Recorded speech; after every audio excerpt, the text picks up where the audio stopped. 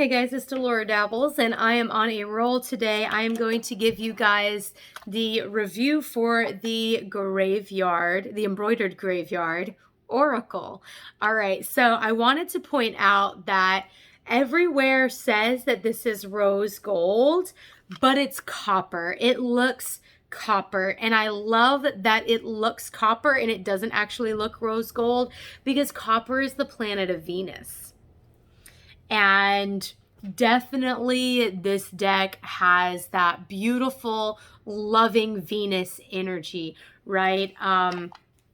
Anywho, getting into the deck itself, I absolutely love the vocabulary. I will tell you right now, a deck is only as good as its vocabulary, right? And that's kind of why I'm getting bored of the Rider-Waite-Smith decks and Rider-Waite-Smith clones, is because it's the same vocabulary with the same imagery over and over and over again, and that gets a little bit boring after a while, right?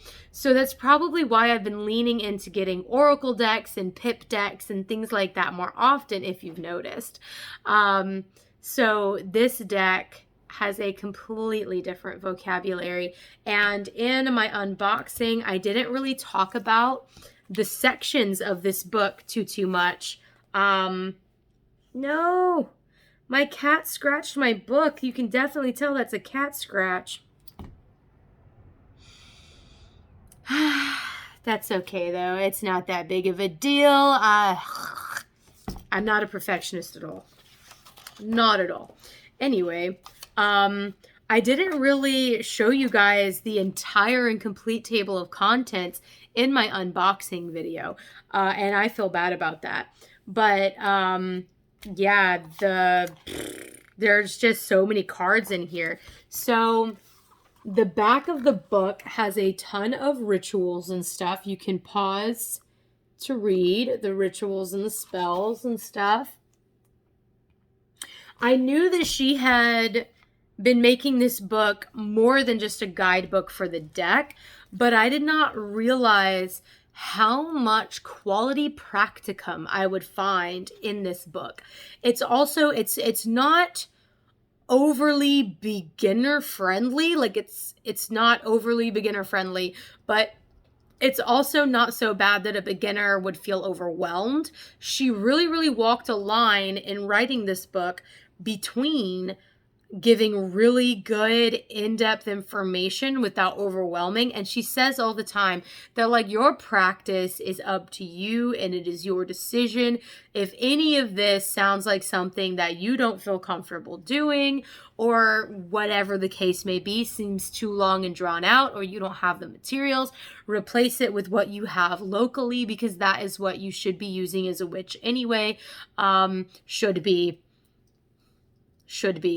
Anyway, I hate those should be's in paganism and witchcraft and everything. But yeah, it's just easier to use things locally when you can't find some kind of weird exotic thing, you know. And also it's better to use things locally because there's usually some kind of like memory attached to those things, and your family knows what those herbs are, stuff like that. Anyway, I digress. But yeah, the spreads in this book are absolutely amazeballs. They're not very large spreads, so if you're someone who likes to pull a lot of cards, you might have been disappointed. But I'm gonna let you know right now, there is a fun little thing you can do where instead of pulling one card for every block in the spread, you pull 3. And that will give you extra info.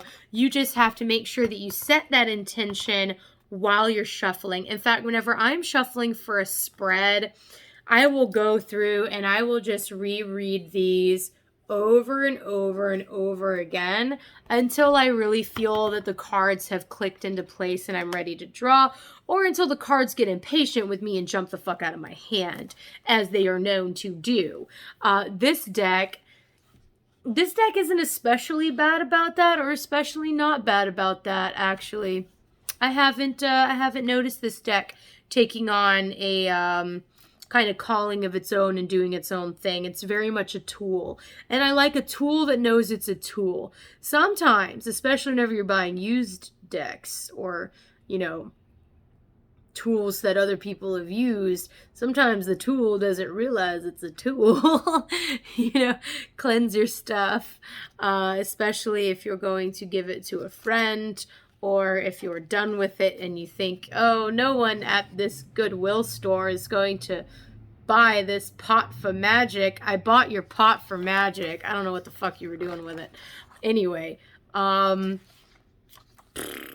the vocabulary in this deck is just bar none. Like, there's nothing in my collection like it, because we have the equinoxes represented in here. We have the rebel, which is and I will say it like this, the Western Lilith. It's funny, she keeps popping up for me, this Western idea of Lilith. I just want everyone to know that, because I study ancient Mesopotamia, Liliths, plural, were a type of desert spirit that would attack pregnant women and children.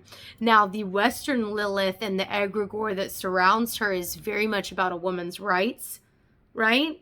Very different energy. And in this case, you would want to make sure that you are tapping into the egregore of the Western Lilith, and not just any old Lilith anywhere.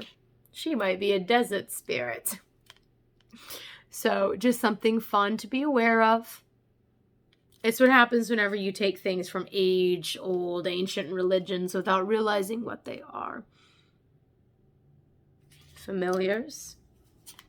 Best friends. The pinky swear. Innocence. This card, I've not had any miscarriages, but my sisters have. And I thought that was a very beautiful way of acknowledging that specific type of grief in this deck.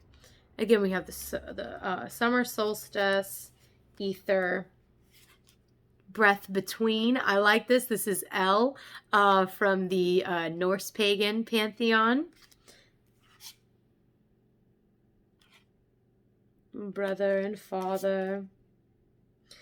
Oh, Sacred Rage.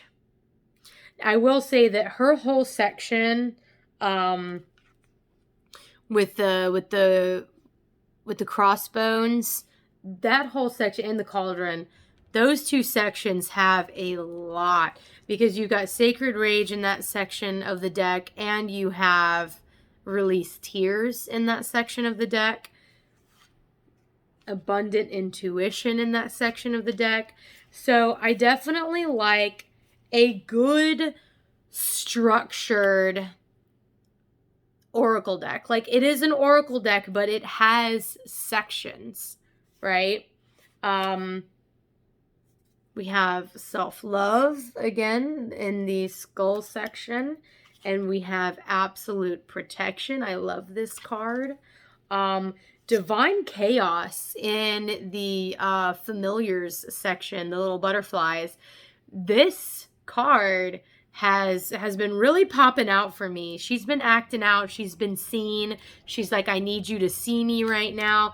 And it's crazy, because anytime I meet with other pagans, or people who are not pagan, who try to start conversations with me about politics and current events, I'm like, we are in a moment of chaotic upheaval, because we are in times of great change, right? It's just the times that we're in.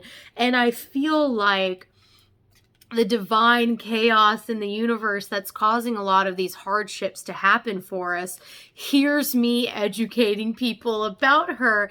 And it's just like, hey, I'm here. Thanks. Still here. Still gonna do my thing. Thanks for letting people know. But I think it's just very interesting, because I've been... Basically, the minute COVID happened, I was like, oh, hey there, Earth, you shaking shit up for us? Oh, I was really hoping I'd have more time before this happened. But yeah, I mean, it speaks to me on a level that is just completely different from any other deck I've ever owned. But I've also never dealt with a deck that was specifically interested in grief, in magic. Like, and usually, like, because obviously I have the Seasons of the Witch oracles. I love those. But for whatever reason, those do not connect with me as readily as these do. And not to mention her book, Alicia. Alicia is her name, right? Let me read the back of this and double check, because I'm pretty... Yep, Alicia. I cannot pronounce their last name, so she's just going to be Alicia. Anywho, she is tapping into something very, very profound. And here's the thing about art and writing and everything else, whether an artist realizes it or not. When you have inspiration and you are working, and as a writer, I know this to be true. I have written some very strange things into fiction that now, as a pagan, I go back and read them and I'm like, I hadn't read that in a book on paganism. And yet, in this story, right, the spirits and the gods are real in this story, and this is how they behave. Yet this was far before. This is like stuff that I wrote in high school before I really delved into, you know, the metaphysics of the metaphysical, you know, then the philosophies of it. It is so intense. When you create something with your own hands, you tap into whatever people want to call it, the collective unconscious, the Akashic records, whatever. You're tapping into something. And you can tell when someone is tapping hard. And Alicia has been tapping hard. Okay, whatever she tapped into, tapped back. All right, and I am not saying that because I think that this is a beautiful deck. It is a beautiful deck. But even if this deck looked like shit, right? Let's say that all of this beautiful foil is gone. Let's say that it's doodles instead of this delicious, gorgeous embroidery, right? Let's say it's not wrapped in something beautiful. I would still say whatever she tapped into, tapped back. And this book, I don't want to give anything away, but the spells and rituals in this book are incredibly intense without being overly complicated. Alicia really does have a very good handle on ritual magic and witchcraft. You're going to love this piece. Whether you decide to follow the ceremonies that she has put, or the spells that she has put in this book or not, you're going to get a lot out of this deck in your practice. If you are not a pagan or magical practitioner, I don't know what to tell you about this deck, because that's the energy that I get from it. There will always be decks that I fall back on for psychological healing. This would not be a deck that I fall into for psychological healing. This is definitely a powerful magical deck for me. Someone who's not a magic practitioner might have a better review for you in that regard, but that's all that I have to say about using this deck for psychology. I hope that you guys enjoyed this review. I could go on and on forever, but my phone is actually dying, and that is totally a sign from the universe that I'm probably rambling again. So I'm going to let you guys go. And until next time, happy dabbling, and bye-bye.